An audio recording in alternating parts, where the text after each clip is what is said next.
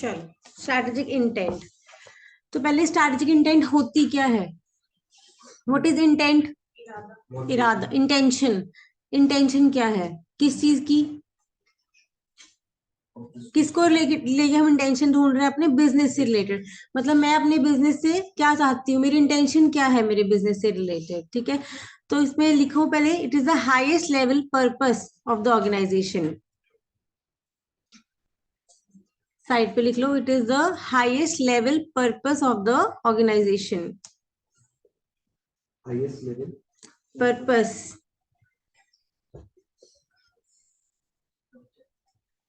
Of the organisation. हाँ जी, यहाँ से स्टार्ट करो। Strategic intent refers to the purpose of what the organisation strives for.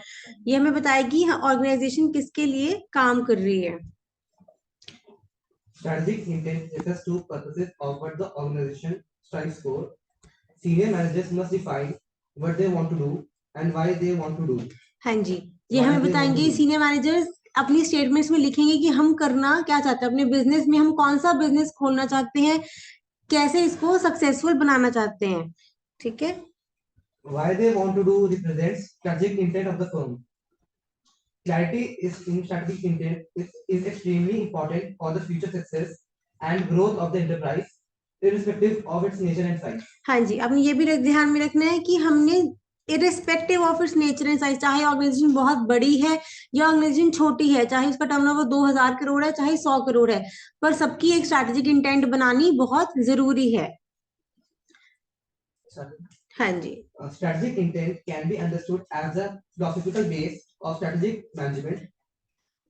It implies the purposes which an organization endeavors to achieve. It is a statement that provides a perspective of the means which will lead the organization reach its vision in the long run. A strategic intent gives an idea of what the organization desires to attain in future. It answers the question what the organization strives for or stands for. It indicates the long-term market position which the organization desires to create or occupy and the opportunity for exploring new possibilities. हाँ जी, तो strategic intent मुझे क्या देगी? एक vision. इसमें हम क्या define करते हैं? ये एलिमेंट्स हम डिफाइन करेंगे। देखो नीचे आपका चार्ट बना हुआ है।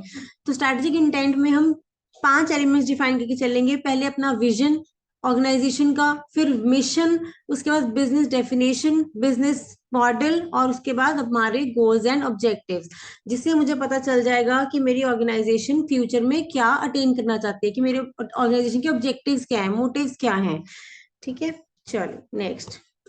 Strategic intent provides the framework within which the firm would adopt a predetermined direction and would operate to achieve strategic objectives. हाँ जी, ये मुझे फ्रेमवर्क देगी जिससे मैं एक प्री डिटरमिन्ड डायरेक्शन में मूव कर जाऊंगी। Strategic intent would be in the form of vision and mission statements for the organization at the corporate level. हाँ जी, तो ध्यान से सुनना। कॉर्पोरेट लेवल पे हम इसको डिफाइन करते हैं in the form of vision and mission. Business level पे हम बोलेंगे business definition and business model, और ऑपरेशनल लेवल पे हम बोलेंगे गोल्स एंड ऑब्जेक्टिव्स। बस हो गया ये, ठीक है। क्लियर हो गया? पहले तो एक बार मार्किंग रहेगी, ठीक है, कर लो। strategic intent में core है business का। स्ट्रेटेजिक इंटेंट है एक बिजनेस की इंटेंशन को स्टैब्लिश करना कि मेरे बिजनेस का पर्पस क्या है। इसमें जो एलिमेंट्स है कि हमने इसमें अपने विजन, मिशन और बिजनेस डेफिनेशन को डिफाइन करनी है चीजें। चलो आगे आओ। हाँ जी, तो अभी हमें पढ़ने हैं एलिमेंट्स क्या क्या है इसके। सबसे पहले हमारा विजन, फिर मिशन, और उसके बाद बिजनेस डेफिनेशन, बिजनेस मॉडल। हाँ जी, विजन क्या होएगा? कहाँ देखना चाहती हो, कैसे देखती है अपना फ्यूचर? फ्यूचर में हम अपने आप को कहाँ देखना चाहते हैं? फॉर एग्जाम्पल बताओ। कहाँ want to stand? कहाँ पे? मतलब या तो मार्केट शेयर हमारा मैक्सिमम हो, मार्केट शेयर, या फिर हमारा प्रोडक्ट बेस्ट हो, सेल या फिर कोई सोशल या सोशल मोटिव हो, ठीक है, हाईएस्ट क्वालिटी। ओके, ठीक है। चलो रीड करते हैं। Vision implies the blueprint of the company's future position. इसको बहुत डिटेल में पढ़ना है अगले पेज पे। यहाँ पे सिर्फ यही देखना है आपने कि it implies the blueprint of the companies future position. ठीक है, अब मिशन देखो। Mission delineates the firm business, its goals and way to reach the goals. Mission मुझे बताएगा, mission statement helps to identify what business a firm undertakes. ये मुझे actually में बताएगा कि फर्म का बिजनेस क्या है, इसकी प्रेजेंट कैपेबिलिटीज क्या है, activities, customer focus and role in society. Present capabilities means हम किस तरीके का बिजनेस कर सकते हैं, हमारे में कैपेबिलिटीज कैसी हैं। और उसके बाद फोकस, कस्टमर फोकस क्या है, कस्टमर फोकस मींस कस्टमर को मार्केट में अट्रैक्ट करना है कि इनकी क्या रिक्वायरमेंट्स हैं। कस्टमर की, इसकी कस्टमर इज किंग। ठीक है, कस्टमर फोकस क्या है, मीन्स कौन से कस्टमर पे हम फोकस कर रहे हैं, कौन से टारगेट कस्टमर्स क्या हैं हमारे। हाँ जी, फिर देखो एक है मेरे पास बिजनेस डेफिनेशन, एक है मेरा बिजनेस मॉडल। ठीक है, एक बिजनेस लेवल पे सोचो, एक डिवीजन के हिसाब से बिजनेस डेफिनेशन क्या होती है। बिजनेस डेफिनेशन होता है बिजनेस को डिफाइन करना। बिजनेस को डिफाइन करना मींस बताना कि आप कौन से बिजनेसेस में डील करते हो। फॉर एग्जांपल अगर रिलायंस की बिजनेस डेफिनेशन लेके चलते हैं तो क्या बोलेंगे, पेट्रोकेमिकल्स है, टेक्सटाइल है, टेलीकम्युनिकेशन है, ट्रेंड्स है, ठीक है, रिटेल्स है। तो ये सब क्या है, रिलायंस की बिजनेस डेफिनेशन है कि कौन से बिजनेसेस में वो डील कर रहे हैं। ठीक है, अब रीड करो। It explains the businesses undertaken by the firm, कि मेरी फर्म कौन से बिजनेसेस में काम कर रही है with respect to customer needs, customer की कौन सी नीड्स को पूरा कर रही है। फॉर एग्जांपल कस्टमर की पहले तो टेलीकम्युनिकेशन नीड्स पूरा करा, और कपड़ों की नीड पूरी करी, फिर पेट्रोल की, ठीक है, ये चीजें, फ्रूट्स की। फिर टारगेट मार्केट क्या है, और उसके बाद हमारे पास टेक्नोलॉजी हम कौन सी यूज कर रहे हैं उसके रिलेटेड। अब देखो बिजनेस मॉडल, आपने कभी ये सुना है कि आपका बिजनेस का मॉडल क्या है, क्या सुना है? B2B B2C, ठीक, फ्रेंचाइजी बिजनेस है, या फिर सब्सक्रिप्शन पे बिजनेस है, या फिर आपका रिटेल के थ्रू बिजनेस है, वो है मॉडल्स। आप लिख भी सकते हो इसको, बिजनेस मॉडल में लिख सकते हो, फ्रेंचाइजी मॉडल है, या फिर सब्सक्रिप्शन मॉडल है, या फिर रिटेल मॉडल है। सब्सक्रिप्शन जैसे हम नेटफ्लिक्स की सब्सक्रिप्शन नहीं लेते, वो है सब्सक्रिप्शन मॉडल। तीसरा कौन सा बताते हैं, सब्सक्रिप्शन या रिटेल, फ्रेंचाइजी, लीज भी, कुछ भी, मतलब आप क्लियर थी, ठीक है। रिटेल में आ गए वो, क्योंकि वो रिटेल आउटलेट्स हो गए ना, तो रिटेल में आ गए थे जो डायरेक्ट कस्टमर के साथ डील करते हैं। वही हो गया ना B2B।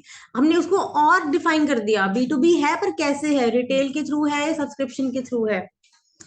B2C है एक्चुअली जो हम बोल रहे हैं, B2B जैसे होलसेल वो होलसेल ही हो गया, डायरेक्ट डीलिंग में, वो एक ही है। वो सारे बिजनेस मॉडल्स में आ गए।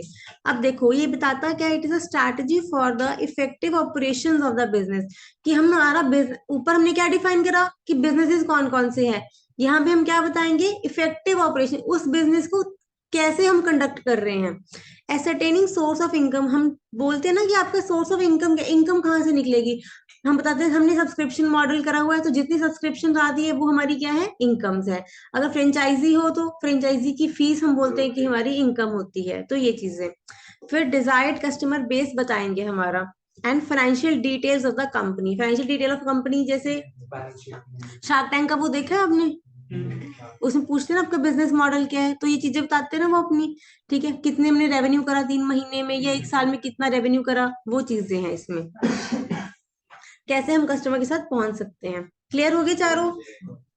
ठीक है, अब फिर देखो गोल्स एंड ऑब्जेक्टिव्स, ये बता सकते हो फ्यूचर की गोल्स की कितनी विजन नहीं होगी।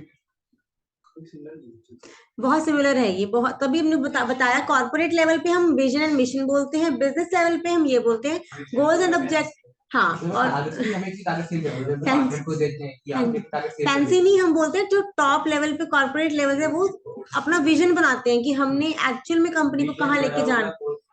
गोल छोटे हो सकते हैं, तभी हमने बोला ऑपरेशनल लेवल पे क्या सेट करते हैं हम, गोल्स एंड ऑब्जेक्टिव्स को सेट करते हैं, ये शॉर्ट टर्म होते हैं। हाँ जी, अब देखो रीड कर दो एक बार, goals and objectives. Goals and objectives. These are the aims of the measurement. Goals are the end results that the organization attempts to achieve. On the other hand, objectives are time-based, measurable targets which help in the accomplishment of goal. हाँ These जी, are the end results. तो एक है गोल और है एक objective, ठीक है। तो गोल्स हमने बोला एंड रिजल्ट है, पर ऑब्जेक्टिव्स क्या बोला उसने, टाइम बेस्ड मेजरेबल टारगेट्स है। सपोज हमने गोल रख दिया कि हमने प्रॉफिटेबिलिटी इंक्रीज करनी है, ठीक है, ये मेरा गोल हो गया कि इस ईयर में मैंने अपनी प्रॉफिटेबिलिटी इंक्रीज करनी है। अब ऑब्जेक्टिव्स क्या रखेंगे, सपोज 10% प्रॉफिटेबिलिटी हमने बोल दिया, तो अब ऑब्जेक्टिव्स क्या होंगे उसके, शॉर्ट टर्म में बनाएंगे। क्या ऑब्जेक्टिव बनाएंगे, ये फिर हम क्वार्टर वाइज बनाएंगे, ठीक है, क्वार्टर वाइज ऑब्जेक्टिव सेट कर लेंगे कि इस क्वार्टर में इतनी प्रॉफिटेबिलिटी बढ़ा के देखते हैं, फिर उसके नेक्स्ट में कितनी होगी। वो चीज है ऑब्जेक्टिव्स। तो इसलिए हम बोलते हैं ऑब्जेक्टिव्स हमेशा टाइम बेस्ड होते हैं। गोल्स एक सिंपल स्टेटमेंट होती है कि प्रॉफिटेबिलिटी इंक्रीज कर दी, सेल टर्नओवर बढ़ा दिया, ठीक है, ये चीजें हैं गोल्स। फोरकास्टिंग करनी। फोरकास्टिंग, ऑब्वियस सारा फोरकास्टिंग ही है। हाँ जी, बस दो चीजें आपने याद रखनी है, goals are the end result आपने बोलना है, और ऑब्जेक्टिव्स का आपने बोलना है टाइम बेस्ड मेजरेबल टारगेट्स है। रीड कर दो। These are the end results which are to be attained with the help of an overall plan over the particular period. However, in practice, no distinction is made between goals and objectives, and both the terms are used interchangeably. ये सारी terms ही आपको similar meaning मिलेगा, बस एक आपने writing के लिए थोड़ा सा अपने डिफरेंस है भी, पर प्रॉपर डिफरेंस भी आप नहीं बोल सकते कि प्रॉपर डिफरेंस है सब में। चलो अब इनको हमने डिटेल में पढ़ना है सबको ही, ठीक है। विजन, पहले आपको विजन की मैं डेफिनेशन पढ़ाती हूँ जो आपने याद करनी है। तो विजन को हम क्या बोलेंगे, is a road map of a companies future. हमने क्या डिसाइड कर दिया इसमें, road map of the company.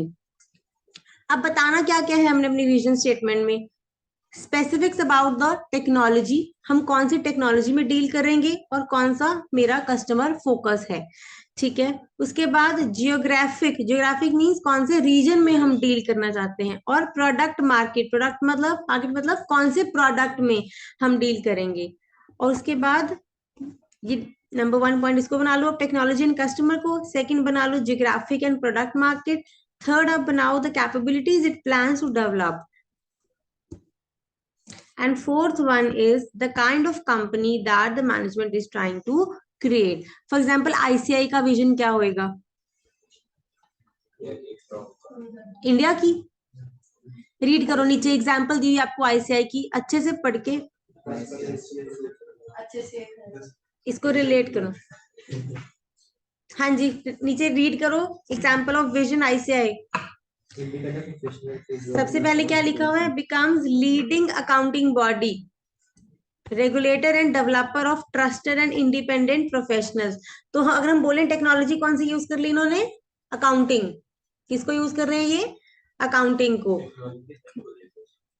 हम ये बोल सकते हैं कि टेक्नोलॉजी में ये नहीं आता कि प्रॉपर टेक्नोलॉजी, इसे रिलेट करने के लिए है कि किस तरीके का काम कर रहे हैं वो, तो अकाउंटिंग में काम कर रहे हैं, फील्ड बता सकते हो आप, फील्ड बता सकते हो, ठीक है। तो कौन सी फील्ड है, अकाउंटिंग। अब क्या बोला उन्होंने, वर्ल्ड क्लास कॉम्पिटेंसी।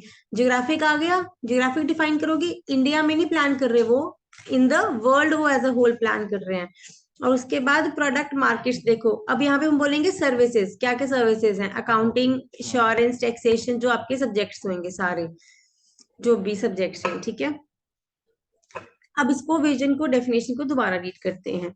तो क्या बोलेंगे, it is a road map of a companies future, it provides specifics about technology and customer. Second, geographic and product market. Third, capabilities क्या हैं, और उसके बाद the kind of company, kind of company means उन्होंने बोला world class competency, हम number 1 बनना चाहते हैं, तो वो है काइंड ऑफ कंपनी की हम अपने बॉडी को, जो काउंटिंग बॉडी है उसको नंबर 1 बॉडी बनाना चाहते हैं, that is the kind of company we want to create, ठीक है। चलो आगे बढ़ते हैं, अभी तो बहुत है। रिलायंस की पढ़ लो।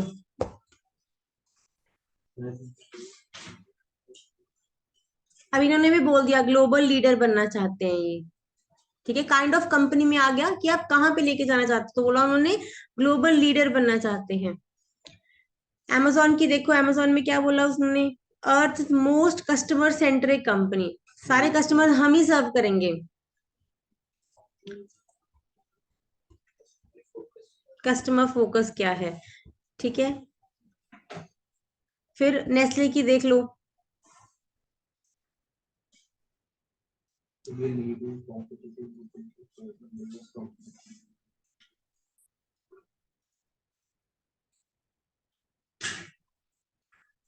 तो ये थी हमारी विजन स्टेटमेंट्स।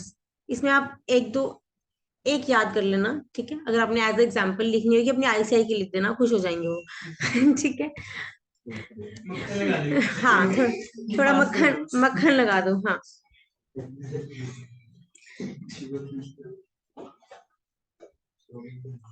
चलो अब रीड कर लेते हैं। ये बस रीडिंग पार्ट है, इसमें से कुछ नहीं याद करना आपने। Vision. Very early in the strategy making process. Sorry. जो मर्जी कर लो, याद नहीं करना बस। Very early in the strategy making process. Note it down लिख लो। ये elements याद करने अभी अभी सिर्फ स्टार्टिंग से बता रही हूँ। चलो पहले रीड करो, पहले समझो इसको, फिर हम बताएंगे। Very early in the strategy making process, a company's senior managers must consider the issue of what direction path the company should take and what changes in the company's product market, customer technology focus would improve its current market position and future prospects. Clear हो गया? तो directional path बताना है और उसके बाद में क्या क्या बताना है हमने, टेक्नोलॉजी, कस्टमर और उसके बाद प्रोडक्ट। हाँ जी। Deciding to commit the company to one path versus another pushes managers to draw some carefully reasoned conclusions about how to try to modify the company's business makeup and the market position it should take out. Top management views about the company's direction and the product customer market technology focus constitute the strategic vision for the company. हाँ जी, तो top management क्या देखेगी? अपनी वही चार चीजें जो हमने लिखनी है, ठीक है। कौन कौन सी? ये आपकी डेफिनेशन में होनी चाहिए चारों चीजें, customer, product, market, technology focus, जिनसे हम क्या बनाएंगे, अपनी स्ट्रैटेजिक विजन बनाएंगे। हाँ जी, देखो। Strategic vision delineates management aspirations for the business, providing a panoramic view of the way we are to go and a convincing rationale for why this made good business sense for हाँ जी, तो strategic vision क्या देता है मुझे? एक panoramic view. Panoramic view means broad. हाँ जी, पूरा व्यू हमने अपनी कंपनी का देखना है कि हम इसको पूरी की पूरी कंपनी का विजन क्या है, मोटिव क्या है मेरी कंपनी का, ठीक है। तो यहाँ पे हम बोलेंगे where we are to go, हमने कहाँ पहुंचना चाहते हैं इसको लेके, ठीक है। उसके बाद strategic vision 10 points out a particular direction, तो हमें क्या देती है? Particular direction and strategic path to be followed in future and moulding organizational identity, अपनी ऑर्गेनाइजेशन की आइडेंटिटी को हमने कैसे चेंज करना है। उसके बाद a clearly articulated strategic vision, अगर हम क्लियरली विजन को स्टेट करेंगे तो वो क्या बताएगी? Management aspiration to stakeholders. Stakeholders means जो कंपनी में इंटरेस्ट रखते हैं, कौन रखते हैं इंटरेस्ट? हाँ जी, तो अगर हमारी विजन क्या होगी, क्लियरली हम रिटर्न राइट कर लेंगे तो उससे क्या होएगा? मैनेजमेंट के एस्पिरेशंस मीन मैनेजमेंट कंपनी को कहाँ लेके जाना चाहती है, हमारे स्टेक होल्डर्स तक पहुंच पाएगी। उससे क्या होएगा? उनका इंटरेस्ट क्या होएगा? ज्यादा डेवलप होएगा। हाँ जी, and helps steer the energies of company personnel in a common direction, तो इसकी हेल्प से हम क्या करेंगे?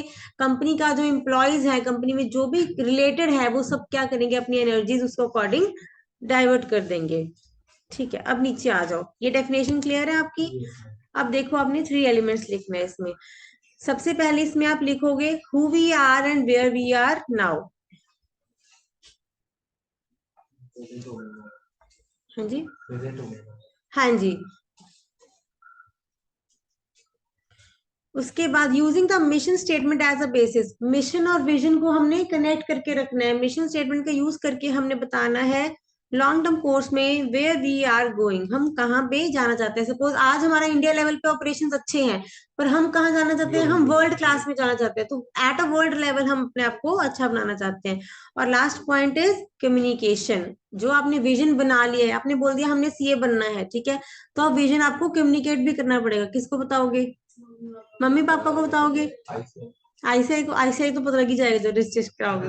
पहले मम्मी पापा, ठीक है, मम्मी पापा को बताओगे ताकि वो याद कराते रहेंगे कि ठीक है, फिर मम्मी पापा भी आपके साथ ही जुड़ जाएंगे, ठीक है, कि आप पढ़ो रेगुलरली, आपकी उस चीज में इन्वॉल्व हो जाएंगे। क्लियर हो गया?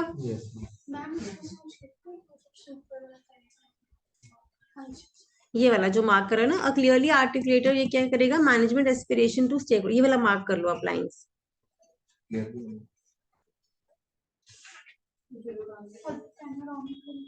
नहीं वो रहने दो बस।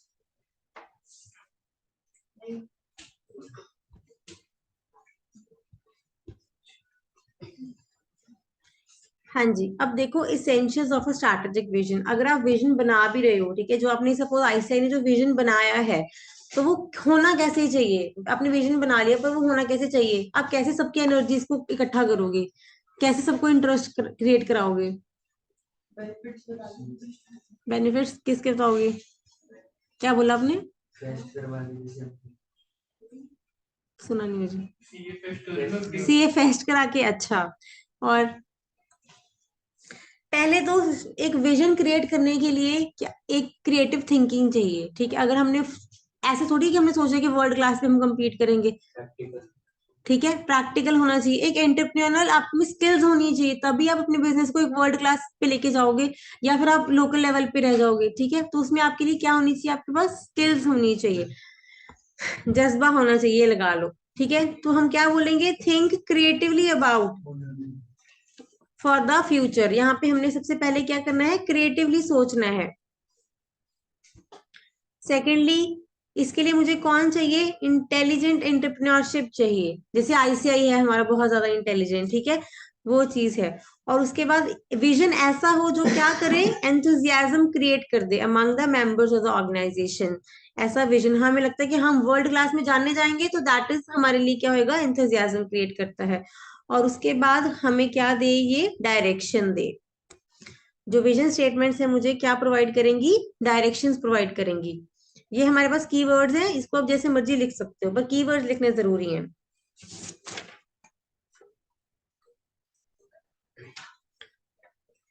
ठीक है जी। अब देखो मिशन,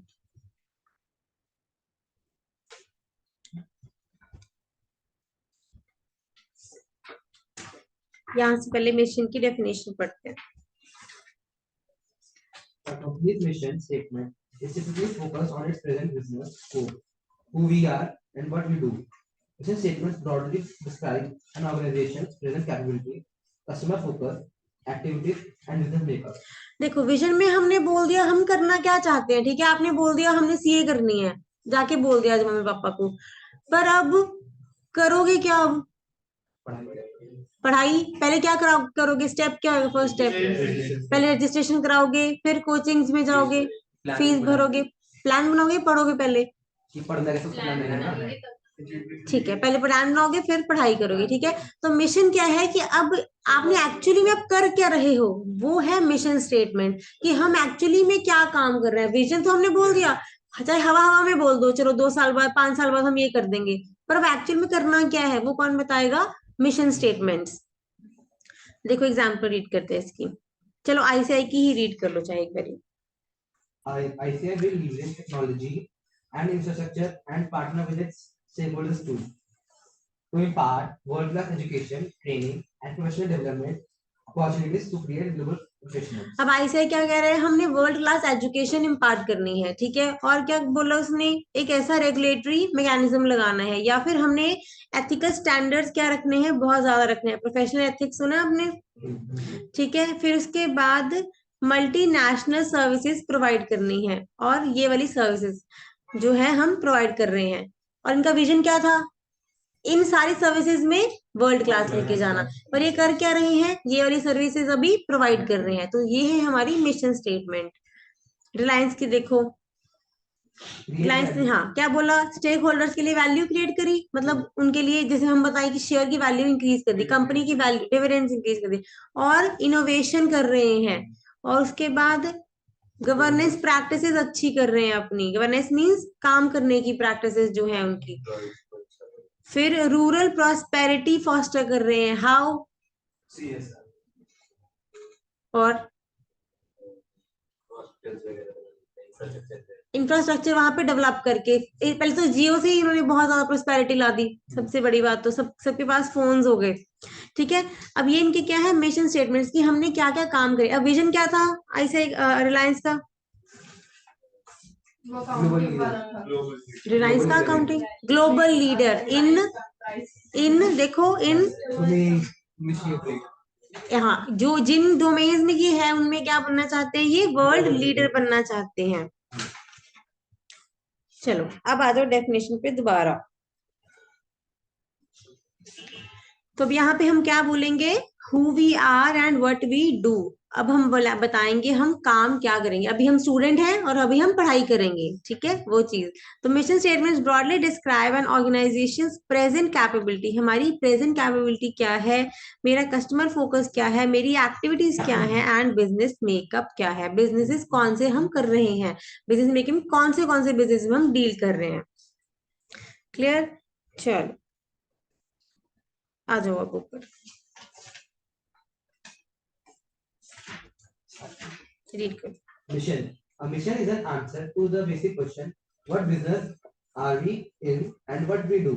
ठीक है, तो मिशन में हम क्या बोल रहे हैं, what business we are in and what we do. और विजन में What we want to, what we are and what where we are to go, हम क्या है और कहाँ जाना चाहते हैं, यहाँ पे हम क्या काम कर रहे हैं, व्हाट वी डू। ठीक है। It has been observed अगर that कई बार इनका डिफरेंस आता है विजन और मिशन का, तभी बता रही हूँ, ठीक है। it has been observed that many firms fail to conceptualize and articulate the mission and the business definition with the required clarity. वो कह रहे कि एक्चुअल में विजन मिशन स्टैब्लिश करने में ऑर्गेनाइजेशंस फेल हो जाती हैं। तो ऐसी ऑर्गेनाइजेशंस क्या है, अपने अपॉर्चुनिटीज को अच्छे से डेवलप नहीं कर पाती, समझ नहीं पाती। तो इसके लिए मुझे क्या चाहिए, इसी वजह से मुझे क्या चाहिए, अपने पास एक मिशन स्टेटमेंट चाहिए। ठीक है। अब देखो मिशन स्टेटमेंट क्यों होना चाहिए, क्या बताएगी ये मुझे। To ensure unanimity unanimity of purpose, unanimity means सारी ऑर्गेनाइजेशन एक होके एक ही डायरेक्शन में काम करे। और उसके बाद इससे क्या होएगा, एलोकेशन ऑफ रिसोर्सेज। जब मुझे पता चल जाएगा कि मैं काम क्या करना चाहती हूँ, वैसे ही मैं अपने रिसोर्सेज को एलोकेट करूंगी। जैसे आपने बोल दिया हम सीए कर रहे हैं, ठीक है, उसी से बना लेते हैं पॉइंट्स। अब क्या करेंगे, रिसोर्सेज को एलोकेट कर देंगे, सारे सब्जेक्ट की बुक्स खरीद ली मान लो आपने। उसके बाद आपको मोटिवेशन मिलेगी, ठीक है। उसके बाद जर्नल टोन, अब टोन क्या रहेगी आपके घर की, पहले मस्ती चल रही थी, अब शांत, अब पढ़ाई, तो वो हो गई टोन ऑफ द ऑर्गेनाइजेशन। फिर focal point for those who can identify with the organization purpose and direction. अब क्या मिल गया आपको, एक फोकल पॉइंट, एक डायरेक्शन मिल गई जहां पे आपने ऑर्गेनाइजेशन के पर्पस को पूरा करना है, ठीक है। उसके बाद direction to facilitate the translation of objectives and goals into work structure. अब आपने जो ऑब्जेक्टिव्स एंड गोल्स बनाए थे, ठीक है, कि हमने आपने बोला कि 6 मंथ्स में आपकी इंटर क्लियर है, ठीक है। अब उसको आपने क्या बनाना है, प्रॉपर प्लानिंग में, कि इस महीने में हमें कौन कौन से सब्जेक्ट करने हैं, या फिर डे वाइज, तो क्या बन जाएंगे आपके वर्क स्ट्रक्चर्स बन जाएंगे यहाँ पे। Assignment of task to responsible elements means किस सब्जेक्ट को कितना टाइम देना है, ठीक है। Assignment of task to responsible elements. And last में रीड कर दो। to specify organizational purposes and the translation of these purposes into goals in such a way that cost, time, performance parameters can be assessed and controlled. हाँ जी, तो ऐसे translation करना है ताकि जो मेरे पैरामीटर्स हैं सारे कंट्रोल मैनर में रहें। तो एक चीज आपने एक और ध्यान रखनी है, विजन में हम कई बार प्रॉफिटेबिलिटी का भी ले लेते हैं कि चलो हम इतनी प्रॉफिटेबिलिटी बनाएंगे, पर मिशन में हम पैसे की बात नहीं करते, मिशन में हम सिर्फ क्वालिटीज की बात करते हैं, ठीक है। कई बार आपको ये भी एक बहुत बड़ा डिफरेंस है इसमें, मिशन में हम हमेशा कैपेबिलिटीज की बात करेंगे कि हम एक्टिविटीज क्या क्या परफॉर्म कर रहे हैं। जैसे विजन, गोल्स और ऑब्जेक्टिव मिशन हो गया, वैसे मत कंपेयर करो इसको, ऐसे बोलो where we want to go, हम करना क्या चाहते हैं। अगर आपने दिमाग में रखना तो एग्जांपल्स याद रखो, आईसीआई का विजन और आईसीआई का मिशन स्टेटमेंट, ठीक है। मैं बताती हूँ। अब इस पे क्वेश्चन आता है राइटिंग पॉइंट्स, कि मिशन अगर स्टेटमेंट बनानी है तो क्या क्या पॉइंट उसमें होने चाहिए। विजन के लिए क्या क्या पॉइंट्स थे, विजन कौन बना सकता है, रिलायंस का विजन किसने बनाया होगा, अंबानी जी ने, धीरू भाई अंबानी ने बनाया होगा। अच्छा, आईसीआई का इसके जो फाउंडर्स और वो हैं। जो फाउंडर्स हैं, अच्छा, तो उन्होंने क्या बनाया, विजन बनाया होगा। उससे उसको डिग्री दे दी। तो उनमें क्या क्या क्वालिटीज हैं, अब विजन स्टेटमेंट के लिए हमने क्या क्या क्वालिटीज देखी हैं, बताओ क्या क्या होना चाहिए। अगर आप धीरूभाई अंबानी जी की एग्जांपल ले रहे हो, तो उनमें क्या क्या क्वालिटीज हैं जो उन्होंने विजन स्टेटमेंट बना दी। ठीक है। थिंक क्रिएटिव, पॉइंट्स में लेके जाओ। सेकंड, टीम बनाई, ठीक है, और customer that is strong, intelligent, क्या थे वो, इंटेलिजेंट एंटरप्रेन्योरशिप लेके आए अपने लिए। ठीक है, अब मिशन देखो, मिशन स्टेटमेंट्स में क्या क्या होना चाहिए ऐसा। चलो रीड करो अब इसको। one of the roles of mission statement is to give the organization its own special identity, business emphasis, and path for development. One that typically sets it apart from other similarly positioned companies. हाँ जी, तो mission statement ऐसी होनी चाहिए जो मेरी organisation को special बनाए, ठीक है। अब रिलायंस का काम और सपोज दो एचयूएल और उसको कंपेयर कर लेते हैं जो है, तो वो आपस में अलग कैसे हैं, तो स्पेशल आइडेंटिटी क्या है हमारी, तो मिशन स्टेटमेंट ये डिफाइन करेगी। सेकंड में देखो क्या बताओगे। A company's business defined by what needs it is trying to satisfy, which customer groups it is targeting, and the technologies and the competencies हाँ, it uses. तो मिशन में हम क्या क्या बताएंगे, हम कौन सी नीड सेटिस्फाई कर रहे हैं, ठीक है, कौन सी एक्टिविटीज परफॉर्म कर रहे हैं, कौन सी टेक्नोलॉजी को यूज कर रहे हैं। और गुड मिशन स्टेटमेंट्स कैसी होनी चाहिए, unique to the organisation for which they are developed, उसके लिए यूनिक। और एक पॉइंट और ऐड कर लो, it should not be to make profit. Mission statement में कभी ये नहीं होना चाहिए कि प्रॉफिट बनाना है हमने, हमने एक्चुअल में ये नहीं करना कि मिशन, अच्छा आपका विजन भी सी है, आपका मिशन भी सी है, दोनों चीजें नहीं होनी चाहिए, ठीक है। मिशन पढ़ना कैसे, कैसे सब्जेक्ट्स को फॉलो करना है, लिख लिया। चलो, बस यहाँ तक आपको थोड़ा खिचड़ी लगेगी, बाकी आगे ठीक लगेगा। ये आपका रीडिंग पार्ट है, होमवर्क, इसको होमवर्क मार्क करो।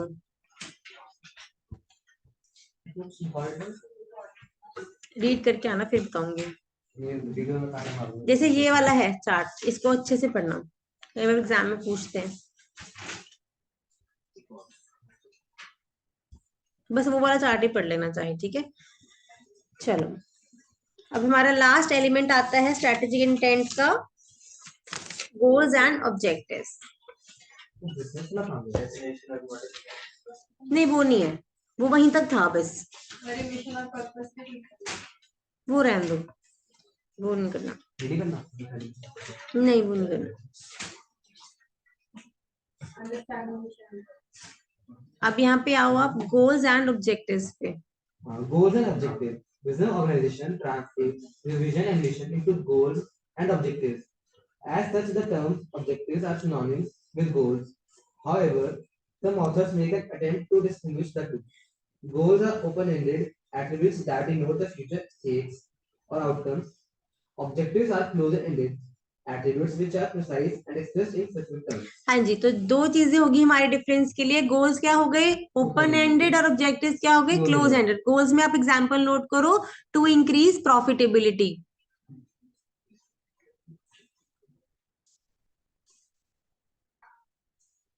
और ऑब्जेक्टिव्स में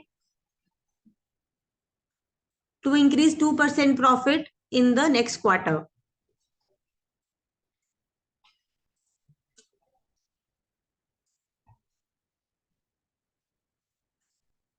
The objectives are more specific and translate the goals to both long-term and short-term perspective. तो ऑब्जेक्टिव्स के हम क्या बोलेंगे, स्पेसिफिक हो गए बहुत, हाँ जी। However, the distinction is not made by several theorists on the subject. चलो आगे आ जाओ। Objectives are, Objectives are organizations' performance targets, the results and outcomes it wants to achieve. They function as yardstick क्या होती है, benchmark. Benchmark kind of, जैसे हम बोलते हैं कि ये मेरा टारगेट है, जो बेंचमार्क भी आप नोट कर सकते हो।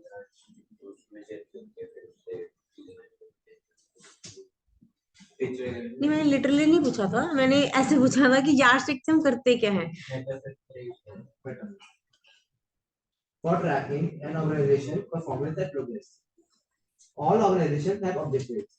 Their pursuit of objectives is an unending process such that organizations sustain themselves. They provide meaning and a sense of direction to organizational labor. Organizational structure and activities are designed and resources are allocated around the objectives to facilitate their achievement. They also act as benchmarks for guiding organizational activity and for evaluating how the organization is performing. चलो ठीक है, अब देखो, अब जो ऊपर बोला था नीचे सारे वही लिखे हुए हैं, ठीक है। अब ये है हमारे कैरेक्टरिस्टिक्स ऑफ ऑब्जेक्टिव्स। अब देखो कैसे ऑब्जेक्टिव्स मेरे कैसे होने चाहिए। सबसे पहले तो खुद ही बताओ, जितना हमने पढ़ लिया उससे क्या कैरेक्टरिस्टिक्स बनाओगे आप ऑब्जेक्टिव्स। स्पेसिफिक होने चाहिए, और टाइम मेजरेबल है, और ट्रांसलेट हो सके, प्रैक्टिकल होने किसको ट्रांसलेट, हाँ बिल्कुल ठीक है, प्रैक्टिकल विजन को ट्रांसलेट करें जो इफेक्टिव डिसीजन वो मत प्रोडक्टिविटी बढ़ानी चाहिए, कुछ भी उसमें प्रोडक्टिविटी बढ़नी चाहिए, तो टाइम बढ़ाएगी, जो फिर प्रॉफिट बढ़ाना है, हाँ। क्या करेंगे ऑब्जेक्टिव होना कैसे चाहिए। चलो देखो सबसे फर्स्ट आप ये देखो, they should be facilitative towards achievement of mission and purpose. जो हमारा मिशन है या हमारा पर्पस है उसको कैसे अचीव करना है, ऑब्जेक्टिव कैसे होने चाहिए जो मेरा मिशन पूरा करें। उसके बाद they should provide the basis for strategic decision making. Strategic decision making के लिए एक बेसिस देंगे मुझे। अब देखो स्टैंडर्ड्स प्रोवाइड करेंगे फॉर परफॉर्मेंस अप्रेजल। अब परफॉर्मेंस अप्रेजल किसको देना है, कितना परसेंट ऑब्जेक्टिव अचीव कर लिया। और उसके बाद they should be concrete and specific. ये तो क्लियर है वर्ड। स्पेसिफिक मीन जैसे 2%, 5% इसको हम मेजर करते हैं। और फिर टाइम फ्रेम, जैसे मैंने बोला ना इन अ क्वार्टर, तो 3 मंथ्स का क्या हो गया, टाइम फ्रेम हो गया। They should be measurable and controllable. Objective ऐसा होना चाहिए जिसको हम कंट्रोल कर सके। चैलेंज, जिसको चैलेंजिंग हो, चैलेंजिंग ऑब्जेक्टिव बनाओ। और उसके बाद डिफरेंट ऑब्जेक्टिव शुड आपस में रिलेशन होना चाहिए डिफरेंट ऑब्जेक्टिव्स का। लास्ट पॉइंट देखो, objective should be set within the constraints of organizational resources and external environment. किसको समझ आ गया? जो भी ऑब्जेक्टिव्स रखने हैं अपनी, हाँ हाँ, तो आप जितना तुम कर सकते हो वैसे ही ऑब्जेक्टिव्स रखने हैं। ये नहीं अभी आज ही सोच रहे हो ऐसे हम आज ही खत्म, तो वैसे ऑब्जेक्टिव्स नहीं रखने हैं, ठीक है। विद इन द जितने आप कर सकते हो वो आप कर लो। विद 5, 6 जितने आप कर सकते हो आप कर लो। Within the constraint define the organisation's relationship with its environment. मतलब ऑब्जेक्टिव ऐसा होना चाहिए जो हम अपनी ऑर्गेनाइजेशन, जो मेरी ऑर्गेनाइजेशन है और एक एनवायरनमेंट है, उनका आपस में रिलेशन कैसे समझोगे बताओ? मींस ये कि अपने ऑब्जेक्टिव उस अकॉर्डिंग सेट करने हैं ताकि एनवायरनमेंट की नीड्स को भी आप साथ में पूरा कर सको। ये नहीं कि आप एनवायरनमेंट को एक्सप्लॉइट कर दो अपने ऑब्जेक्टिव्स के चक्कर में, ठीक है। आप लास्ट पॉइंट जरूर करना विद इन द कॉन्स्ट्रेंट्स। वो फर्स्ट पॉइंट नहीं समझ आता, बाकी कर लो आप।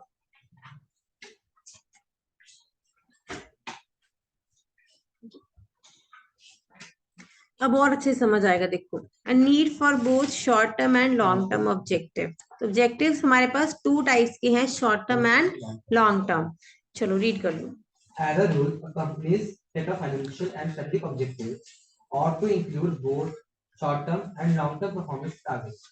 Having quarterly or annual objectives focuses attention on delivering immediate performance improvement. Targets to be achieved within 3 to 5 years from a consideration of what to do now to put the company in position to perform better down the road. हाँ जी, क्या बोला उसने, देख रहे हो? Short term period wise वो अपने objective set कर रहे हैं। हाँ, तो अगर हम क्वार्टरली ऑब्जेक्टिव्स रखते हैं तो उससे क्या होएगा? हाँ जी ठीक है, तो इससे हम मुझे क्या होएगा, इम्प्रूवमेंट मिलेंगे इमीडिएट। हाँ जी next. A company that has an objective of doubling its sales within 5 years can't wait until the third or fourth year to begin growing its sales and customer base. By spelling out annual performance targets, management indicates the speed at which longer range targets are to be approached. हाँ जी, अब हम क्या करेंगे यहाँ पे annual target रख देंगे। ठीक है, अगर हम एनुअल टारगेट रखेंगे तभी मुझे पता लगेगा। अगर मैंने 5 ईयर का मैंने सोच लिया कि 5 ईयर का मेरा गोल ये है कि मैंने ये अचीव करना है, तो अब मैं क्या करूंगी, ऑब्जेक्टिव्स को एनुअली सेट कर दूंगी, जिससे मेरी क्या होगी, इंप्रूवमेंट मुझे स्पीड पे मिलेगी। मतलब जैसे अगर 5 साल का टारगेट है तो ऐसा ना हो कि 3 साल तक वही चल रहा है। हाँ, इसमें क्या तो ग्रोथ हम डालेंगे? तो हाँ, अगर 5 साल का ये नहीं है कि अच्छा हमें तो अभी 5 साल बाद सीए बनना है, तब देखेंगे, तो आज से ही शुरू करना पड़ेगा, उसको करते करते ही इतने साल लग जाएंगे। ठीक है, अब देखो लॉन्ग टर्म ऑब्जेक्टिव्स क्या क्या होते हैं। Long-term objective. To achieve long-term prosperity, strategic planners commonly establish long-term objectives in 7 areas. पहले तो उसको याद करो, Yes. कौन कौन से ऑब्जेक्टिव्स हैं। Profitability, productivity, competitive position, employee development, employee relations, technological leadership and public responsibility. Profitability का तो क्लियर ही आपको कैसा ऑब्जेक्टिव होएगा, हाई प्रॉफिट्स। ठीक है, और उसके बाद प्रोडक्टिविटी में एफिशिएंसी, यील्ड अच्छी, यील्ड, तो इसमें लिख लो आरओआई। प्रोडक्टिविटी की साइड पे लिख दो आरओआई। और कॉम्पिटिटिव पोजीशन कैसी चाहते हैं हम, मार्केट शेयर अच्छा हो, मार्केट शेयर क्या हो, अच्छा हो। Employee development, Training. उनको हम क्या प्रोवाइड कर सकते हैं, सिक्योरिटी प्रोवाइड कर सकते हैं। ठीक है, एक्स्ट्रा रिवॉर्ड्स प्रोवाइड कर सकते हैं। लिख लो अब साइड पे, कॉम्पिटिटिव पोजीशन की साइड पे लिख लो टॉप पोजीशन हम चाहते हैं। एम्प्लॉय डेवलपमेंट, एम्प्लॉय रिलेशन कैसे अच्छे होंगे, इस पर साइड पे सिक्योरिटी दे दो उनको, रिवॉर्ड्स दे दो। एम्प्लॉय रिलेशन पे एम्प्लॉय की डेवलपमेंट मींस एम्प्लॉयज को अच्छे बनाना, रिलेशन मींस हमारे आपस में रिलेशन, प्रोग्राम ट्रेनिंग, जो प्रोग्राम्स आप रखते हो। फिर टेक्नोलॉजिकल लीडरशिप में क्या बोलोगे, कैसे लीडरशिप आएगी टेक्नोलॉजी में, एडवांसमेंट, कैसे करोगे एडवांसमेंट, अच्छे employ, keeping up with the time, R and D department, innovations. और पब्लिक रिस्पॉन्सिबिलिटी कैसे पूरी करोगे, और सबसे बड़ी चीज क्या है, टैक्सेस, सीएसआर हो गया और टैक्सेस। तो ये होगी मेरी पब्लिक रिस्पॉन्सिबिलिटीज को हमने पूरा करके चलना है। चलो बस ये लास्ट पैराग्राफ रीड कर दो, मतलब ऑब्जेक्टिव्स का। Long-term objectives represent the results expected from pursuing certain strategies. Strategies represent the actions to be taken to accomplish long-term objectives. The time frame for objectives and strategies should be consistent, usually from 2 to 5 years. ठीक है, clear है। 2 to 5 years का हम क्या रखते हैं, objectives का time period रखते हैं। ठीक है, नेक्स्ट वही चीजें आएंगी फिर से। चलो, Objectives should be quantitative, measurable, realistic, understandable, challenging, इसको कुछ मार्क नहीं करना, कुछ याद नहीं करना, इस सिर्फ क्रक्स दिया हुआ है। hierarchical, obtainable, and congruent among organizational units. Each objective should also be associated with a timeline. Objectives are commonly stated in terms such as growth in assets. यहाँ पे आप लिख सकते हो, ये एग्जांपल्स हैं। जैसे हमने बोला एसेट्स की ग्रोथ में हम ऑब्जेक्टिव रख सकते हैं, या सेल्स का, प्रॉफिटेबिलिटी का, मार्केट शेयर का, नेचर ऑफ डाइवर्सिफिकेशन, या फिर वर्टिकल इंटीग्रेशन, या फिर ईपीएस पे, या फिर सोशल रिस्पॉन्सिबिलिटी पे। इतना मार्क कर लो। चलो नेक्स्ट रीड कर दो एक बारी। Clearly established objectives offer many benefits. They provide direction, allow synergy, aid in evaluation, establish priorities, reduce uncertainty, minimize conflicts, stimulate exertion, and aid in both the allocation of resources and design of jobs. ये चीजें हमें objectives जो है provide करते हैं। ठीक है, Short range objectives can be identical to long range objectives. If an organization is already performing, अब देखो ये बोलेगा अब शॉर्ट रेंज को कैसे आइडेंटिकल होएगा लॉन्ग टर्म से, कैसे होएगा, अगर जैसे जितनी हमें एंड में टारगेट है उसको आपसे उसको हमने डिवाइड कर दिया है, उसी को ही, उसके ही हमने लॉन्ग को ही शॉर्ट में डिवाइड करा हुआ है। ठीक है, रीड करो। for instance, if a company has an ongoing objective of 15% profit growth every year. तो हाँ जी, लॉन्ग टर्म ऑब्जेक्टिव क्या है उनका? हर साल। And is currently achieving this objective, then the company's long range and short range objectives for increasing profits coincide. The most important situation in which short range objectives differ from long range objectives occurs when managers are trying to elevate organizational performance and cannot reach the long range target in just 1 year. जब हम targets ही बहुत बड़े रख लेते हैं, जब हम एक साल में उसको पूरा नहीं कर पाते, उस केस में क्या होता है, वो ऑब्जेक्टिव्स डिफर हो जाते हैं। अदरवाइज क्या होएगा, शॉर्ट रेंज ऑब्जेक्टिव्स हमेशा क्या देंगे मुझे, as step toward achieving long term objective. इसको मार्क कर लो, ठीक है। चलो, यहां तक हमारा स्ट्रेटेजिक इंटेंट कंप्लीट हो गया। अब हमारा है स्ट्रेटेजिक मैनेजमेंट मॉडल। नहीं, इसमें है ही नहीं, ये सारा पढ़ा हुआ है आपने, इसमें मैंने कुछ नहीं बताना। हाँ, इसमें आपने सारा पढ़ लिया। हाँ, ये तो हो जाएगा, ये तो बहुत इजी है। इसमें तो खुद आपने जितनी आपकी अंडरस्टैंडिंग हो गई है ना अब तक, वही लिखनी है। हाँ, ये कंप्लीट हो जाएगा पूरा चैप्टर। चलो आज ही। चलो अब देखो, स्ट्रैटेजिक मैनेजमेंट ऑब्जेक्टिव्स का बोला था मैंने। चलो देखो, 10 मिनट ही लगेंगे, इससे ज्यादा लगेंगे नहीं। चलो हाँ जी, तो स्ट्रैटेजिक मैनेजमेंट की डेफिनेशन क्या करी थी हमने, याद है आज?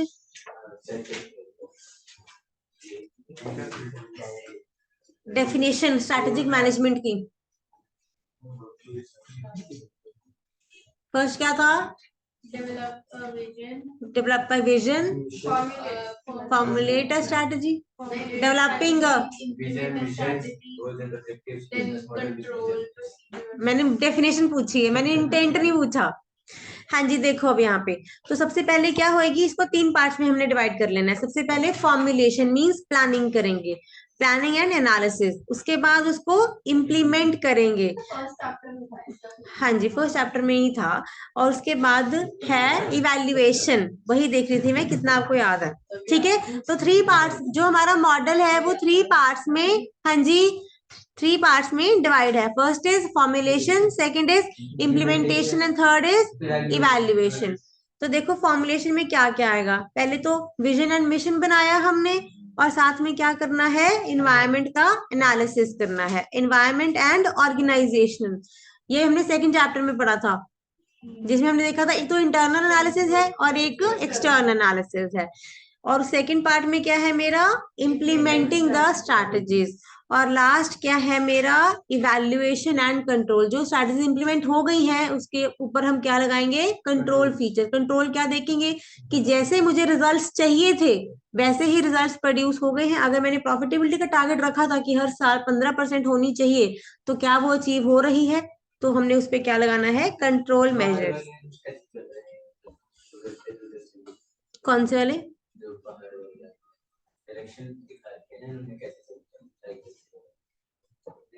ये तो ऐसे राउंड मारा हुआ है, आपने सिंपल लिखना है। डेवलप, पहले विजन क्रिएट करोगे आप, उसके बाद एनालिसिस होएगा। एनालिसिस के 2 पार्ट है, ठीक है।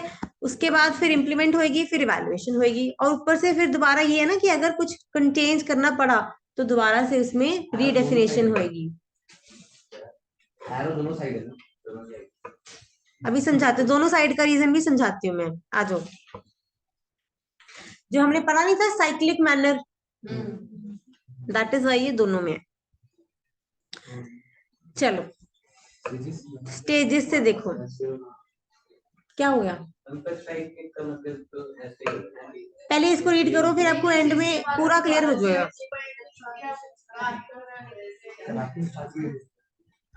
स्टेप से पढ़ना है आपने।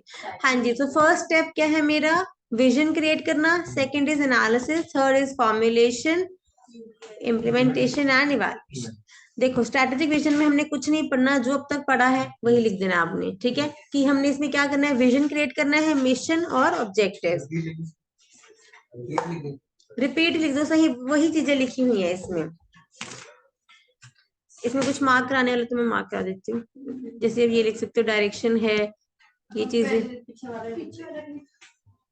पीछे इसमें लगी लिखी हुई है। हाँ हाँ वही लिख सकते हो आप, मैं सिर्फ बता रही हूँ कि यही चीजें लिखी हुई हैं इसमें।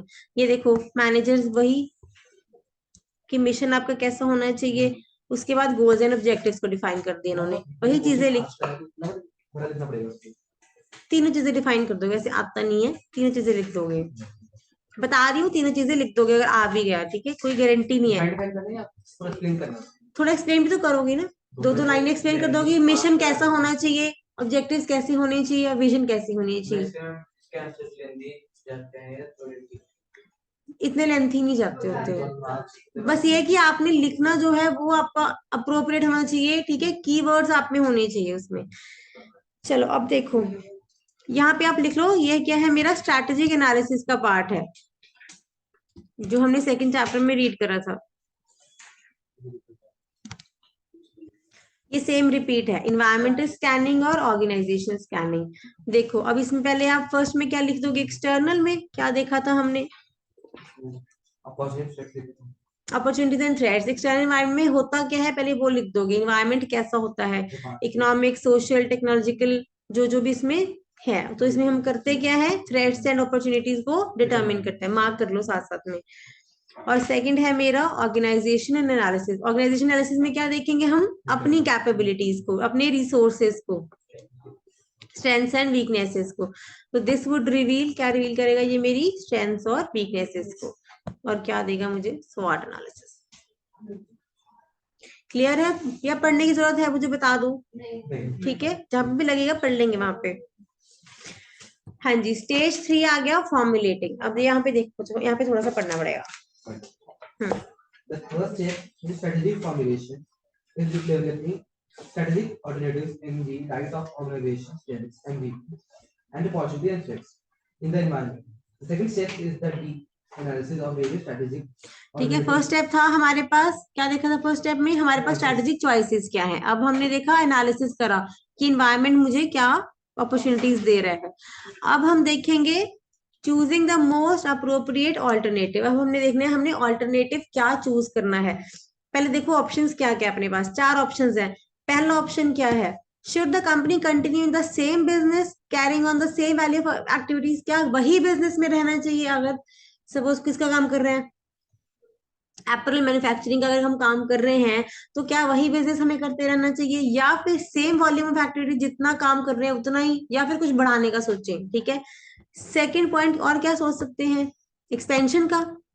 पहले तो सोच लिया कि चलो सेम ही रखते हैं, ठीक है, जैसे चल रहा है वैसे ठीक है। अब सोच रहे नहीं, सेटिस्फैक्शन नहीं है, काम बढ़ाना चाहिए, तो एक्सपेंशन करेंगे। तो एक्सपेंशन कैसे कर सकते हो, देखो वर्टिकल इंटीग्रेशन भी कर सकते हो, या फिर न्यू यूनिट को स्टैब्लिश कर सकते हो, या फिर किसी और की यूनिट को क्या कर दो, एक्वायर कर लो, किसी और का बिजनेस ले लो।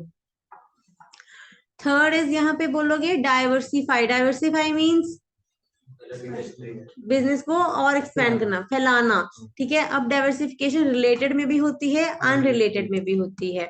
रिलेटेड एरियाज मीन्स मेरे बिजनेस के आपस में ही रिलेटेड, हाँ उसी में, जैसे सपोज कपड़े के में चले गए आप, फिर आप धागे में बनाने चले गए, या फिर उसको आपने क्या करा, रिटेल स्टोर खोल लिए, पहले आप होलसेल का काम कर रहे थे, अब अपने रिटेल में आ गए, वो चीजें।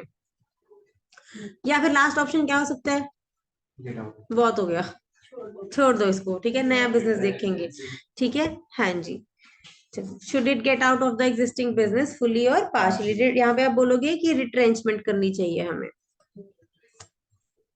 ये नेक्स्ट चैप्टर में अच्छे से यही पढ़ना है हमें, नेक्स्ट चैप्टर में चारों पॉइंट्स, ये चारों पॉइंट्स पढ़ने हमने नेक्स्ट चैप्टर में। देखो फिर इम्प्लीमेंटेशन ऑफ स्ट्रैटेजी। हाँ जी, इम्प्लीमेंट कौन करेगा, फंक्शनल लेवल। ऑपरेशनल लेवल पे क्या होंगी, स्ट्रैटेजीज इंप्लीमेंट होंगी। कॉर्पोरेट लेवल पे क्या होती है, फॉर्मुलेट होती हैं। और इम्प्लीमेंटेशन कहाँ पे होती है, ऑपरेशनल लेवल पे। चलो अब इसको रीड करो अच्छे से। Implementation and execution are an operational oriented activity. ठीक है, ध्यान रखना ये कौन सी एक्टिविटी है, मेरी ऑपरेशंस ओरिएंटेड एक्टिविटी है, जहां पे एक्चुअली में काम होना है। टॉप लेवल पे सिर्फ बातें होनी है, काम कहाँ पे होना है, ऑपरेशनल लेवल पे होना है। हाँ जी, Aimed at shaping the performance of core business activities in a strategy supportive manner. This is the most demanding and time consuming part of the strategy management process. to जैसे convert हम बोलते हैं planning तो हो गई है, अब implementation में देखो कब इम्प्लीमेंटेशन होती है, तो ये कौन सा है, मोस्ट टाइम कंज्यूमिंग पार्ट है अपना। ठीक है, तो इसमें हम करते क्या है, implementation means to convert the plans into actions and results. a manager must be able to direct organizational change, motivate people, build and strengthen companies' competencies and competitive capabilities, create a strategy supportive work climate, and meet or beat performance targets. ठीक है, अब हमारी organisation ऐसी थी जहाँ पे पहले suppose पुरानी ऑर्गेनाइजेशन, जैसे पहले आप देखते ना बैंकिंग इंडस्ट्री का काम कैसे होता था, मैनुअल काम होता था, ठीक है बिल्कुल ही। तो एकदम से डिसीजन आया कि अब सारा काम कंप्यूटराइज कर देना है, ठीक है, ऊपर तो बोल दिया ना कि कंप्यूटराइज कर दो, अब एक्चुअल में काम किसने करना है। उसके बाद एम्प्लॉयज को कितनी दिक्कत आई थी जिनको कंप्यूटर पे हैंडी नहीं थे, तो वो चीजें क्या है, अब उनके लिए कौन सपोर्ट करेगा, मैनेजर सपोर्ट करेंगे, स्ट्रैटेजी को सपोर्ट कराना, उसको हम बोलते हैं स्ट्रैटेजी सपोर्टिव कल्चर बनाना। यहाँ पे बोला ना स्ट्रैटेजी सपोर्टिव वर्क क्लाइमेट।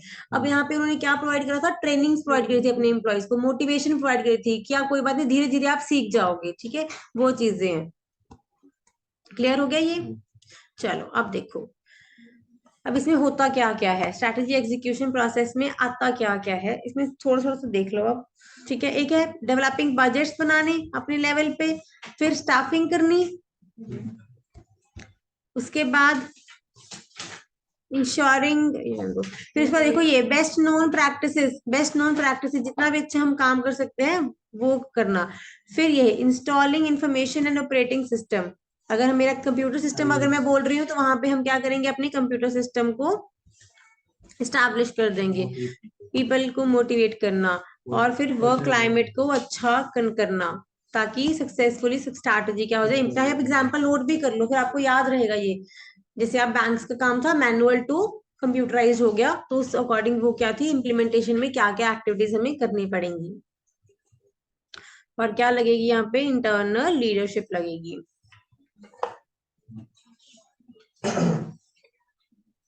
ठीक है जी, चलो लास्ट पॉइंट रीड कर लो एक बार, यहाँ पे डाउट ना आए आपको।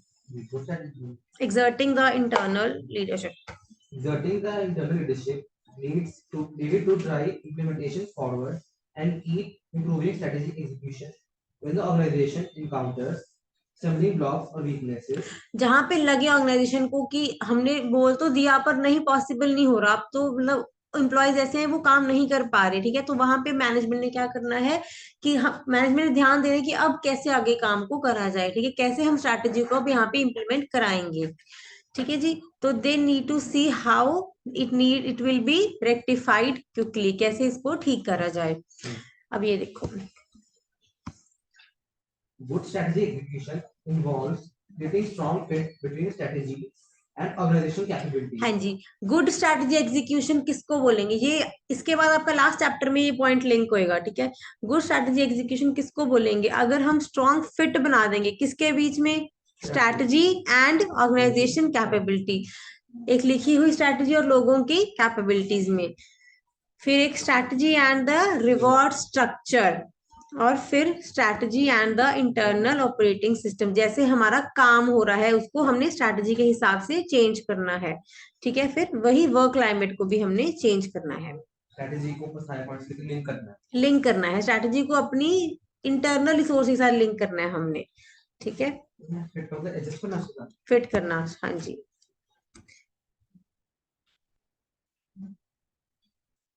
मतलब कब हम बोलेंगे कि स्ट्रैटेजी फिट हो गई है, स्ट्रैटेजी फिट तब होएगी जब इन चीजों को हम स्ट्रैटेजी के अकॉर्डिंग चेंज करेंगे। Strategic evaluation and control, the final stage of strategic management process, evaluating the companies progress, assessing the impact of new external developments and making corrective adjustments is the trigger point for deciding whether to contribute or change the company's vision, objective, strategy, and or all strategy execution results.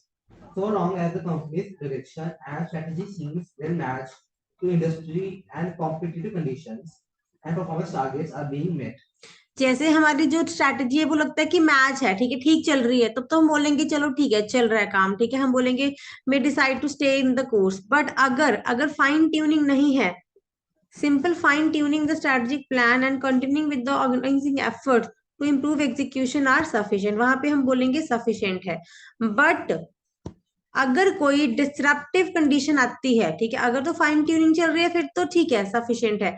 अगर कोई disruptive changes आती हैं तो वहां पे हमें क्या करना पड़ेगा?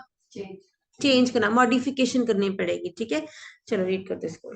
But whenever a company encounters disruptive changes in its external environment, questions need to be raised about the appropriateness of its direction and strategy. हाँ, पर अगर कोई ऐसा चेंज आता है कि नहीं ये तो पॉसिबल ही नहीं है, तो तब हम क्या देखेंगे कि नहीं, शायद हमसे स्ट्रैटेजी गलत बन गई है, शायद फॉर्मुलेशन अच्छे से नहीं हुई है।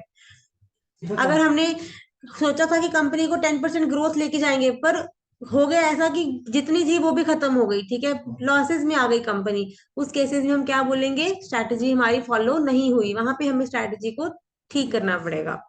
If a company experiences a downturn in its market position or shortfalls in performance, then company managers are obligated to find out whether the causes relate to poor to strategy. Find out, और यहाँ पे हमने सोचना है whether it causes because of poor strategy.